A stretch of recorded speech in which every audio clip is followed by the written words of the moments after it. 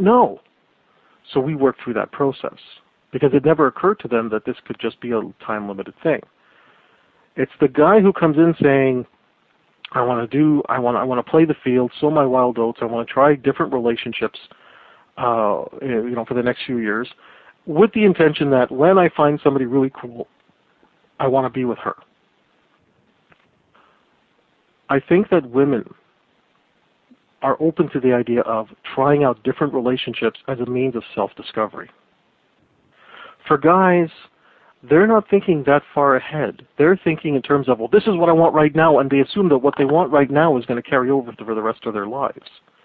Why is there this big difference? It's because women have a biological clock. Men don't. Women know that around the age of, let's say, 33, 34, they better start getting, if they want to have children, there's only a certain number of years left that they have to have children, and even within those years, can they have children safely? There's health issues there too. For a guy, he could be a 45-year-old dud sitting at home playing with his action figures. But physically speaking, if he decides one day, okay, you know what, I better grow up, and between the age of 45 to 47, he grows up, he gets rid of the action figures, and he actually, sets himself straight, he's still potentially viable to father a family. So men don't feel the same, I don't know what the word is, men just don't feel the same hunger, they don't feel the same motivation to see things in terms of long term. Part of my job is to grab these guys and say, hey, yo, smarten up. What do you want long term? If you can't even answer that, it doesn't matter what it is you're learning right now, because what you're learning right now may not even factor into what you want long term. My fear for a lot of the guys getting into this, especially those who are being seduced by the whole pickup artist lifestyle, I don't think they realize that life as a 45-year-old pickup artist, it's not a bad life, but it's a life of constant recruitment. And when you're sick and when you're in the hospital and when members of your own family start to pass away and you don't have that family support system there, it starts to affect you. When my own father died, I remember standing by his bedside and watching him die, and the thing that crossed my mind was, my father's never going to see me get married. My father's never going to meet my kids. My grandkids will never know their grandfather. You know what I mean? And at the time, I was dating more than one woman. But when I asked each of them to come to the hospital to be with me, even trying to get one of those girls to come and meet my father, just so that my father can say, oh my God, like he actually is dating all these women. Something I'm going to share with you very quickly. During the 5 years that I was not having sex and I was just learning to develop myself, my father told my mother that he thought I might be gay. That he thought that I might be gay because I was never bringing a girl home. Now, after this whole period, here I am. I got 5 girlfriends at the same time, and I got this thing going on, and I had a poly date where I bring 2 girlfriends together for the same dinner date on Valentine's Day, and wow, I'm having all these wonderful experiences that I'm writing about.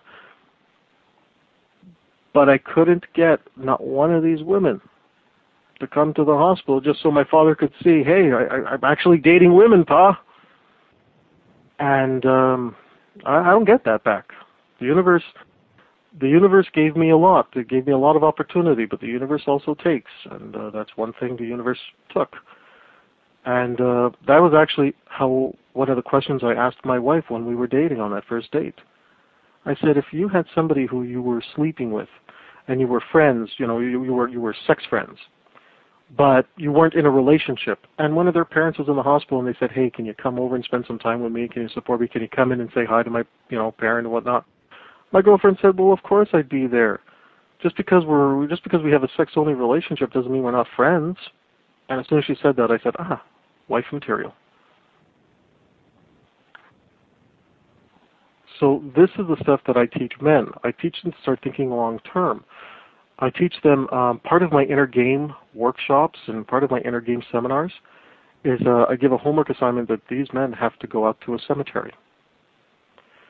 And their goal is to find all the graves of people that they've already outlived.